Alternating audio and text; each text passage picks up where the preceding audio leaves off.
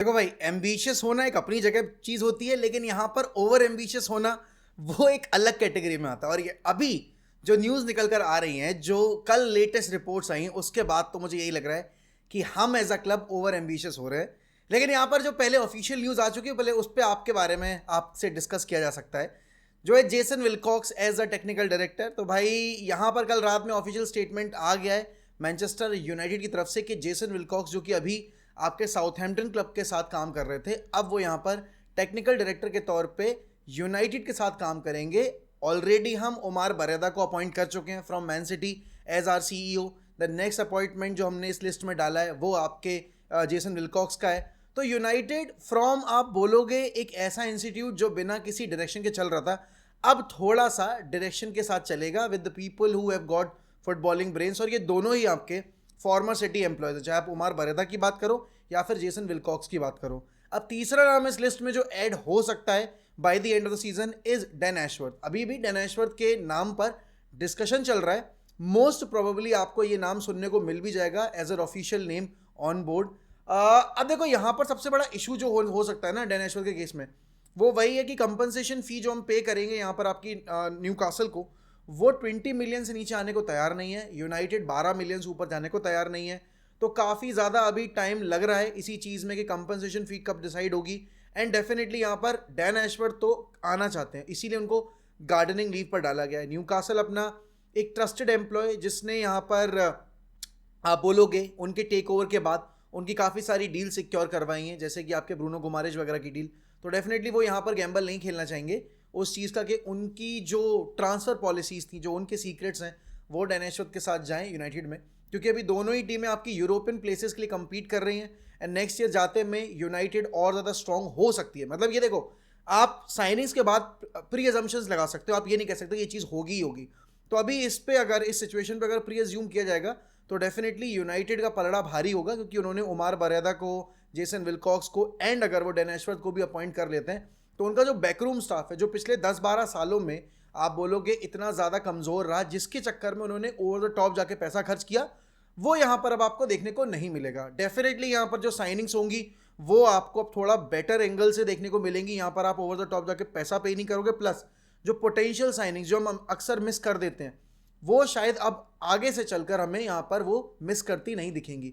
क्योंकि यहाँ पर यूनाइटेड जितने भी आप देखोगे साइनिंग्स करके लेकर आती है हर सीजन में, सारे बड़े नाम होते हैं। जे आपके चाहे Jadon Sancho, Paul Pogba, Alexis Sanchez, Di Maria, Lukaku, Ibrahimovic, या फिर आप रोनाल्डो, इन जैसे प्लेयर्स की अगर बात करोगे तो ये सारे के सारे आपके वेल स्टेब्लिश्ड नेम थे। इसमें से कि बड़े बड़े नाम तो अगर आप बात करोगे, पॉगबा और आपके रोनाल्डो वगैरह तो ऑलरेडी काफ़ी हाइप्ड अप थे। रोनाल्डो के बारे में तो क्या ही बोला जाए, वो तो अपने आप में आपको पता ही है क्या नाम है क्या नहीं है। बट यहाँ पर कल रात में जो एक और न्यूज़ निकल कर आई है, उसे सुनकर थोड़े से मेरे होश उड़ गए हैं। अभी तक क्या था, लास्ट ईयर तक, या फिर आप बोलोगे आज से 4 महीने 5 महीने पहले तक, हम ये डिस्कशन कर रहे थे कि भाई क्यों, अगर आपके एरिक टेन हैग को सैक किया जाता है तो कोई बड़ा मैनेजर इस प्रोजेक्ट के ऊपर हाथ नहीं रखेगा। क्योंकि यहाँ पर इतना ज़्यादा अनस्टेबल सिस्टम है, यहाँ पर आप बोलोगे प्लेयर्स के अंदर ईगो इतना ज़्यादा है, ये प्लेयर्स मेहनत नहीं करना चाहते। इस चक्कर में आपको बड़े नाम शायद आते ना दिखे, क्योंकि ऑलरेडी हम बड़े बड़े जो मैनेजर्स उनको लेकर आ चुके हैं, चाहे आप लुई वेनाल की बात करो या फिर यहाँ पर आप जोसे मोरिनो की बात करो। लेकिन कल रात में जो नाम निकल कर आया भाई, उसके बाद एक तो मेरा दिमाग खराब हो गया वो नाम सुन के। क्योंकि ये क्लब जिस हालत में है, ये उस मैनेजर को अभी डिजर्व नहीं करता, और वो मैनेजर आकर 110% फेल करेगा। लोगों को भरोसा हो ना हो, उनको लगेगा कि यार मैं क्या बोल रहा हूँ। उस बंदे ने 8 ट्रॉफीज पहले जीत ली थी अपनी 7th डिफीट रजिस्टर करने से पहले, but that was Real Madrid. I am talking about Zinedine ज़िडान।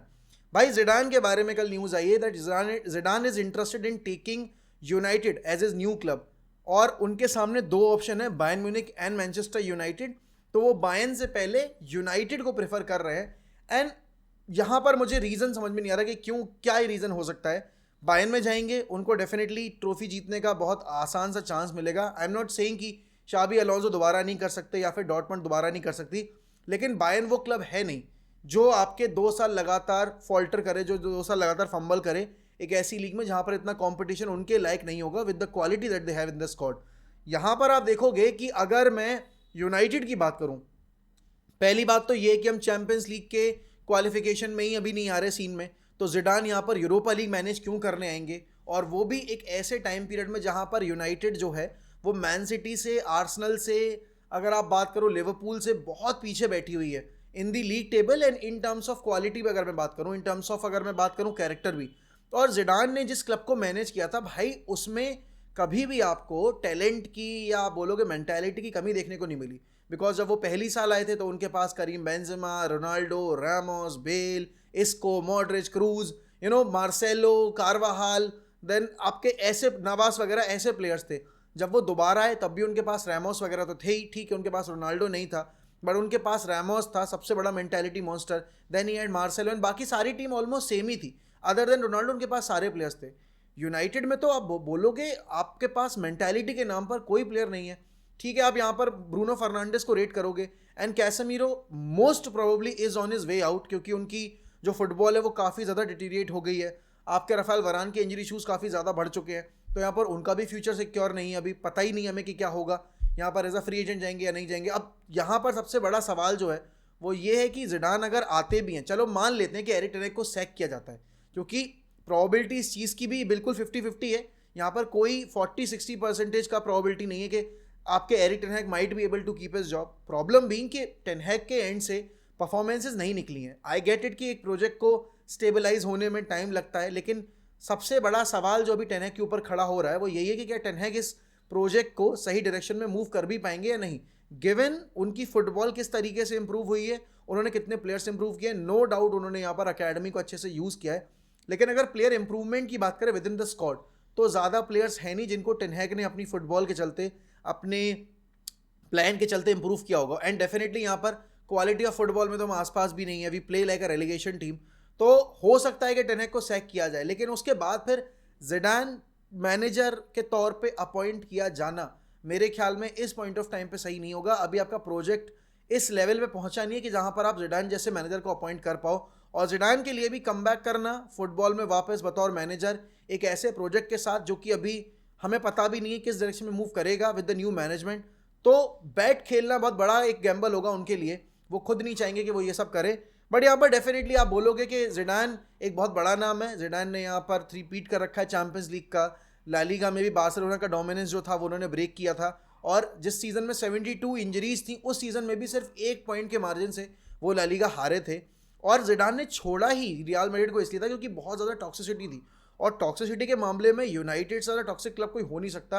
अगर आप बात करोगे जो इंटरनल पॉलिटिक्स रहती है, जो मीडिया प्रेशर रहता है, क्योंकि प्रीमियर लीग में आप अच्छा कर रहे हो तो आपको प्रेज भले ही ना मिले, लेकिन अगर आप यूनाइटेड के साथ थोड़ा बहुत भी फॉल्टर करोगे आपको जो न्यूज़ मीडिया वो खा जाएगी। और जो लेगेसी है ना जिडान की बतौर मैनेजर, वो अपने हाथों से जिडान टार्निश कर सकते हैं।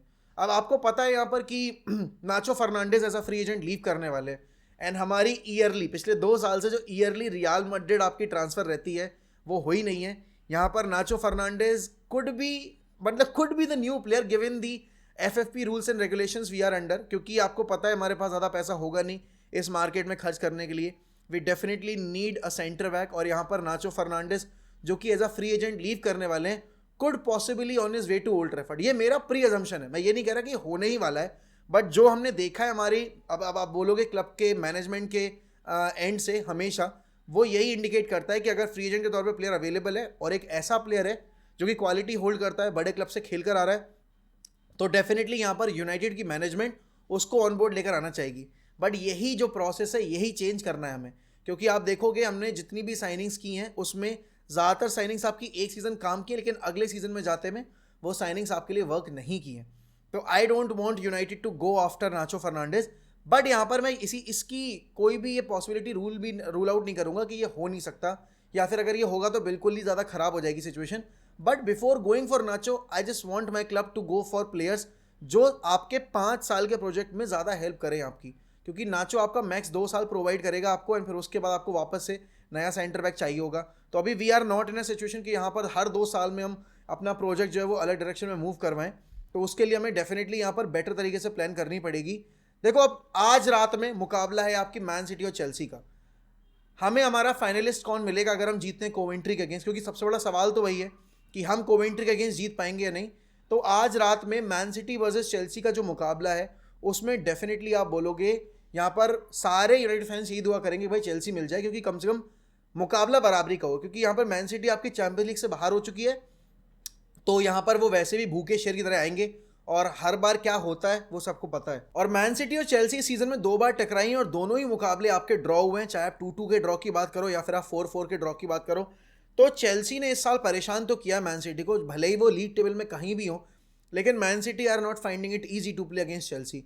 और ये एक अनप्रिडिक्टेबिलिटी जो है ना चेल्सी के एंड से, ये उनको काफ़ी ज़्यादा खतरनाक भी बनाती है और काफ़ी ज़्यादा आप बोलोगे ऐसी सिचुएशन में भी फोर्स करती है जहाँ पर उनको खुद नहीं पता कि वो क्या कर जाएं किस टीम के अगेंस्ट, क्योंकि वो ऐसी टीम है जो कि शेफील्ड के अगेंस्ट हार सकते हैं लेकिन मैन सिटी को ड्रॉ पे भी रोक सकते हैं। अब क्योंकि आपको पता है यहाँ पर एक्स्ट्रा टाइम होगा, पेनल्टीज होंगी, तो चेल्सी को अपना जो बेंच है वो अच्छे से यूज़ करना पड़ेगा एंड वो एक चीज़ नहीं अफोर्ड कर सकते, that is conceding an early goal. Chelsea को पहली बात तो पहले गोल स्कोर करना पड़ेगा and they have to keep their आप बोलोगे बैकलाइन काफ़ी कॉम्पैक्ट, जो रियल मैड्रिड ने प्रोसेस फॉलो किया है। अब आपको अगर ट्रॉफी जीतनी, अगर आपको फाइनल खेलना है तो आपको गलीच फुटबॉल तो खेलनी पड़ेगी।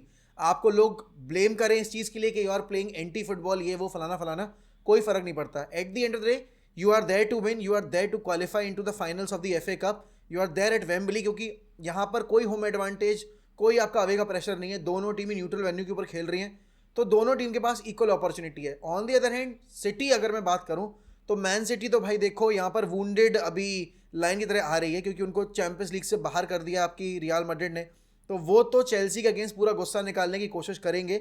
लेकिन यहाँ पर आपको ये भी पता है कि उनका फोकस अभी आपके प्रीमियर लीग के ऊपर भी है, तो यहाँ पर वो किसी भी तौर पर ये नहीं चाहेंगे कि ज़्यादा अपने आप को फोर्स करें ऐसी सिचुएशन में जहाँ पर उनका प्रीमियर लीग जो लगातार चौथा टाइटल जीतने का एक टारगेट है वो भी फॉल्टर हो जाए। तो मैच अच्छा होगा, केजी होगा मैच, मुझे नहीं लग रहा कि एंड टू एंड ज़्यादा मैच होगा, क्योंकि चेल्सी आपकी सिट डीप करेगी and they will try to hit on the counter. Mauricio Pochettino ज़्यादा आप बोलोगे सक्सेस हासिल कर नहीं पाए हैं मैन सिटी के अगेंस्ट, बट देखते हैं क्या होता है। आपकी क्या प्रेडिक्शन है भाई इस मैच को लेकर, वो बताइए मुझे कमेंट सेक्शन में, और डू लेट अस नो कि आपके हिसाब से जिडान अगर आते हैं तो will he be a success at United या फिर एक और मैनेजर बली का बकरा बन के अपना करियर चौपट कर लेगा। बाकी अगर आप चैनल पे नए हैं तो प्लीज़ सब्सक्राइब टू 1MUFC।